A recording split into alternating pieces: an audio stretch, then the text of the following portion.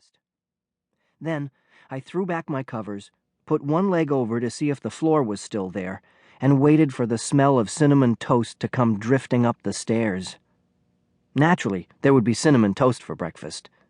It was one of my favorite foods, and I knew that my mother would do everything to dull the pain, preparing my favorite breakfast and all that. I could have told her that she was wasting her time, because I knew that I'd hardly touch anything. "Rupert!" My mother never gives up. I shot myself in and out of the clothes closet in 3 seconds, took another 15 seconds to dress, grabbed my glasses from the desk, and polished them on my trousers as I sauntered down the stairs. I'd forgotten to put on my shoes, but my mother seemed to know I was coming anyway. "Rupert, have you brushed your teeth?" she called through the dining room from the kitchen.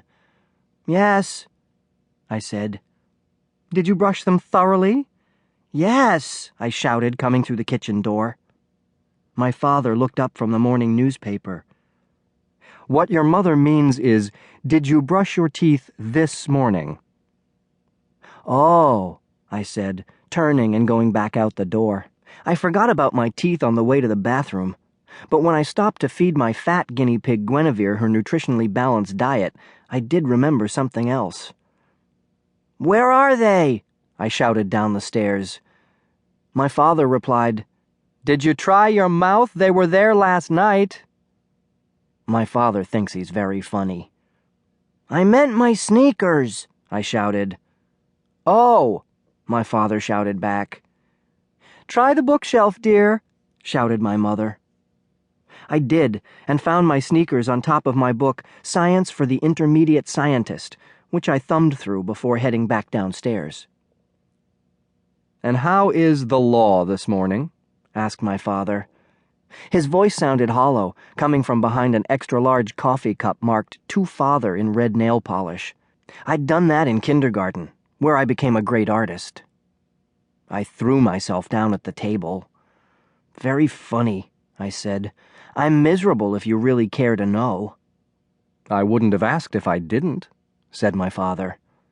"Never mind, dear," said my mother, putting down in front of me a glass of milk, a glass of orange juice, a plate on which were 2 fried eggs surrounded by 6 slices of bacon, and a smaller plate, which had on it a neat stack of 3 pieces of cinnamon toast. "Eat your breakfast and you'll feel better." I gazed off into space. "I told you I didn't think I'd be able to eat," I said.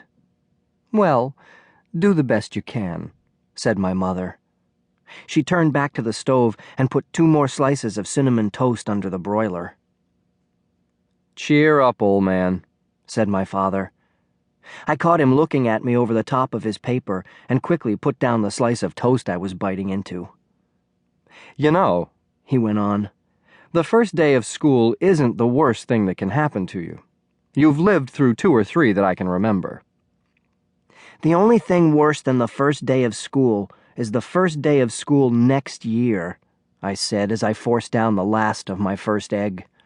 "And anyway, who's going to look after all my experiments while I'm gone all day?" I choked down the remainder of my orange juice.